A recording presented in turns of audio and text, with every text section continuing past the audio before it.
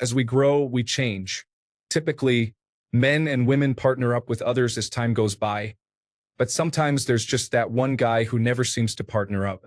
Whether it's because they are too busy, too socially inept, too poor, ugly, or rude in your experience, why has that one person you know in your life still remained single? Story 1. He was single because he was socially awkward, had no personality, and when he drank, he didn't gain confidence. He just got angry at people and wanted to fight his friends for some reason. He eventually did get a girlfriend who hates all of his friends, and now none of us speak to him at all, and I don't even know what he's doing. Story 2. In my group, there's this guy who has been single his whole life. He is getting to 40 without ever having a single relationship, even a one-night stand. It's not my business, so I never asked him anything, but the girls in the group had a betting pool going on. The two options deemed most likely were he's gay, and he just doesn't tell us. A couple of months ago, he told us he got his first crush ever. Turns out the guy just never saw a woman he liked before, and so he didn't bother dating. I'm honestly in awe. Story 3. That would be me. Single by default. I've really put a lot of effort into meeting someone over the years and not just swiping on an app. Trying new activities, overcoming my introverted tendencies, and making it a goal to meet new people. It just never seems to work out. A couple of my work friends came out of long-term relationships about a year ago and were in new relationships within 3 to 6 months.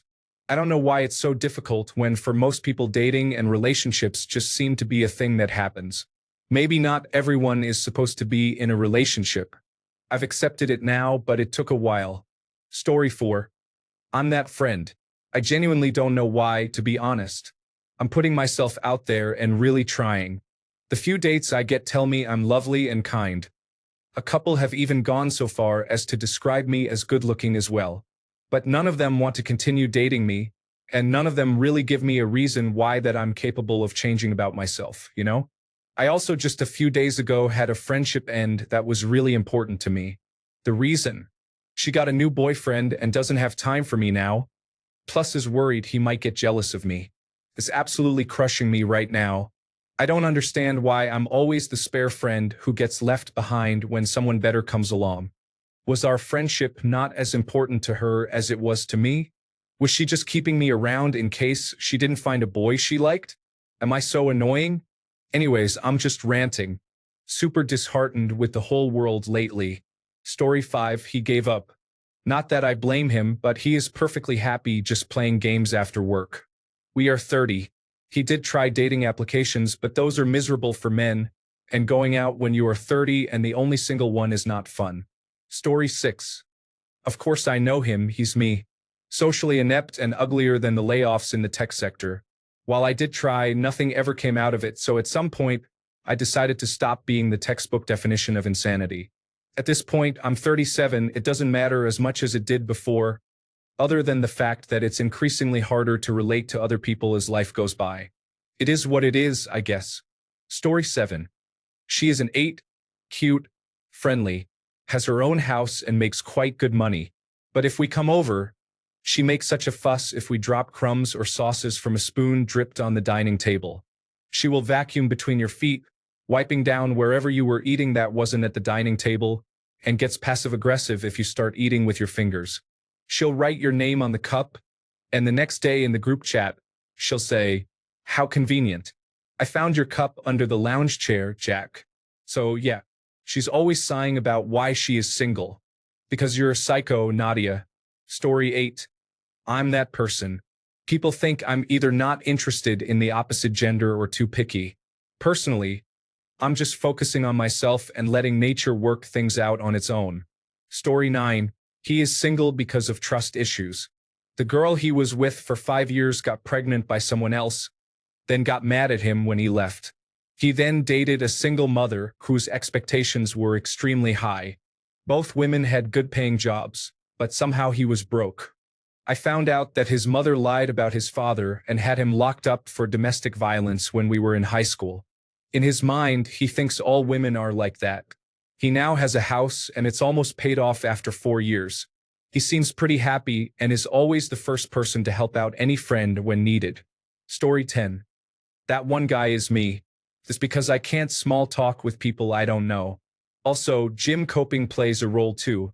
For every problem I see and I go to the gym, I subconsciously think that I am bettering myself by working out, but I work out just because I like it.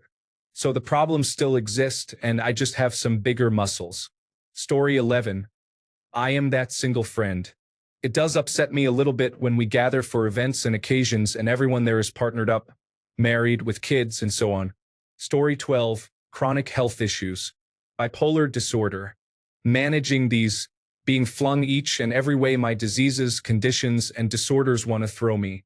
My friends are married, going on international trips, getting promotions and graduate degrees, dating a lot of different people. I'm still struggling to even maintain what most other people would call mediocrity. And at times I'm barely hanging on. I wouldn't ever for a second think that anyone needs to tie themselves to me and deal with all my issues when there are millions of other perfectly healthy men in the United States who are just better partners in the eye of the average person than I am. I might be able to start dating when I'm like 33 or 35. Maybe I'll get married, or maybe I'll just leave the world behind before I won't be able to retire at old age. To be determined. Story 13. He has absolutely no grasp on what it means to compromise in any way, shape, or form to anything that he thinks is not correct or what he wants to do. He hasn't had a girlfriend since 1992, as any female that talks to him for more than half an hour realizes that something is just off. He lacks empathy for pretty much everyone.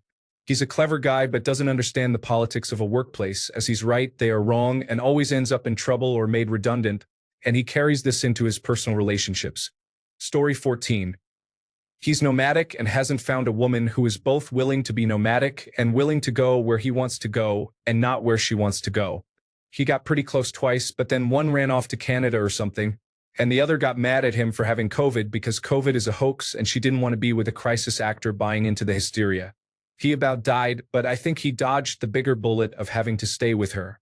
Story 15. I'm that friend. It's not for lack of trying.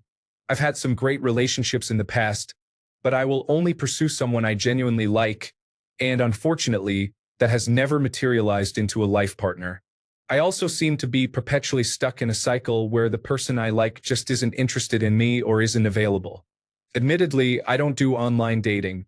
It's a mess, and I am stuck in a dead-end job where I don't meet a lot of new people. It sucks as I've sort of accepted that as I get older, my chances of having a family life are dwindling with each year. Story 16. It's me, and I gave up. Dating felt too much like looking for a job, especially online dating.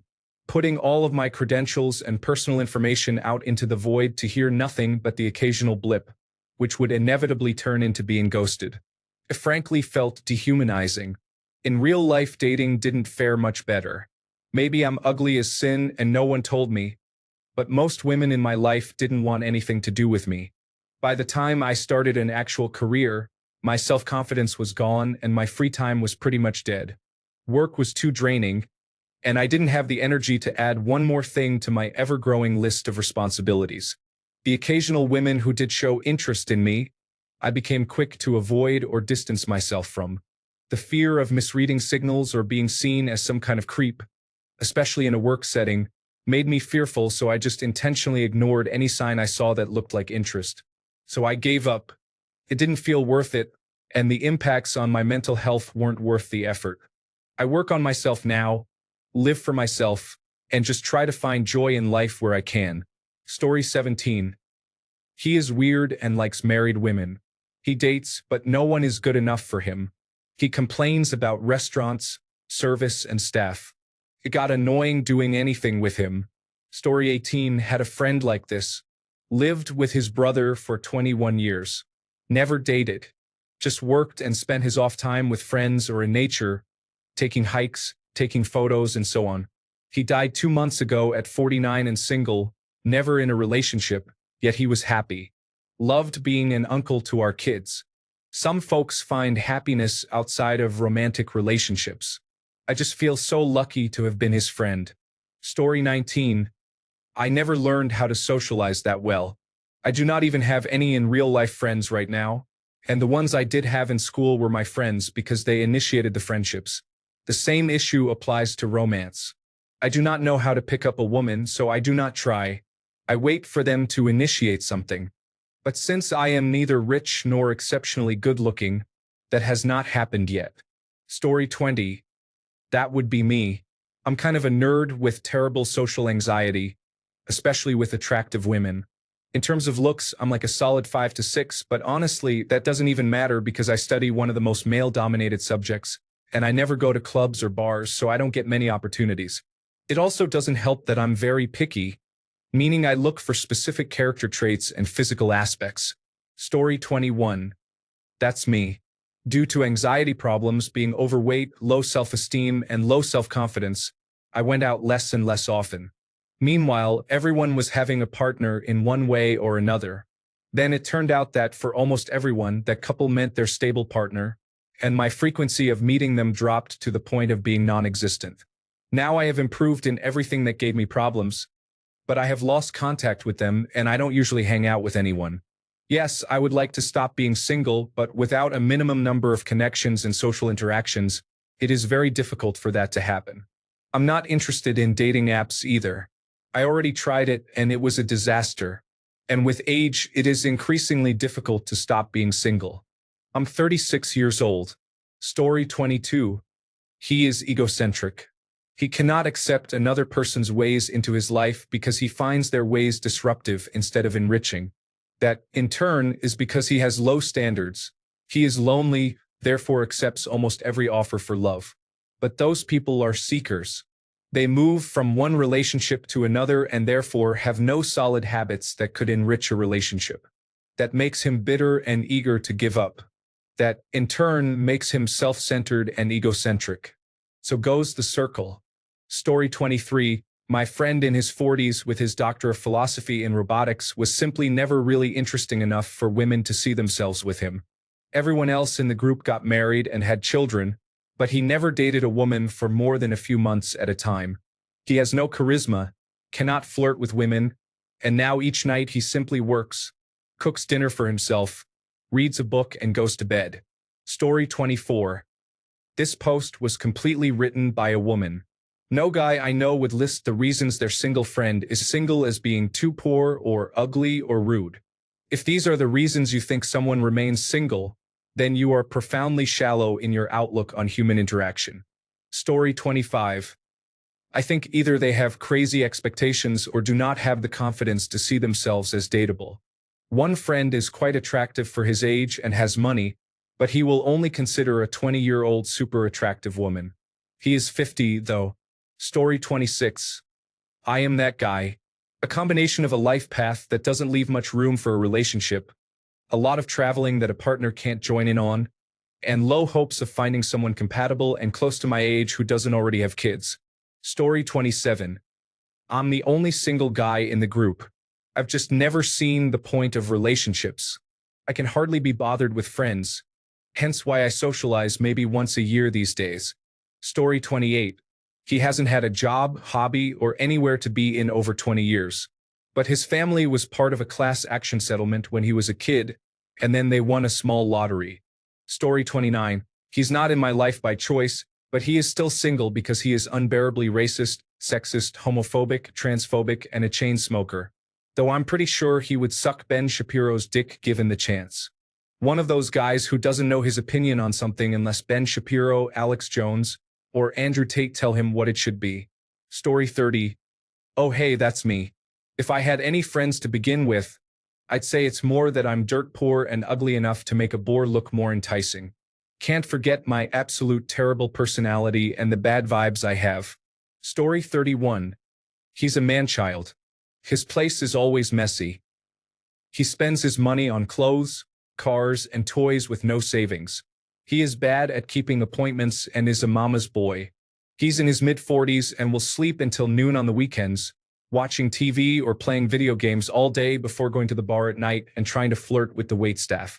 He also does this thing where he meets a girl, thinks she's amazing, and then she gives him some pushback on something and he thinks she's a whore. It's a shame because he really does have a lot going for him, and if he'd grow up, he'd find a match super fast. Story 32. I am a group of one, but out of everyone in my immediate section at work, I am the only one single and with no kids. I've just had bad relationships and decided to recently take care of some things before I date again. It sometimes is depressing when coworkers or cousins talk about their kids or married life. Story 33. Stunningly high standards. The individual is well past 40, absolutely desperate for love. Not great looking, but he isn't hideous by any means. The nicest and most loyal human being I know. But he is odd. He thinks he is incredible at his chosen art or hobby, but really he is awful and very awkward. The real problem is he only gets interested in perfect tens who speak several languages, are talented, and usually have an equally attractive partner. The last one I knew about was an actress who was a part-time model with a bachelor's degree in finance, and her current long-term boyfriend was a surgeon. The surgeon didn't think much of her artistic career and thought she'd make more money as a financier. He felt like this meant they belonged together and he pined for weeks. Story 34. Because he has a bunch of figurines that, if you look just to the right, you can see all their panties. And every conversation needs to be an argument of some sort where he is always correct. He knows what he's talking about. He listens to Ben Shapiro. He also has a hard time understanding that losing a game and trying again is normal. It's not that he's bad looking either. Just those personality traits push people away.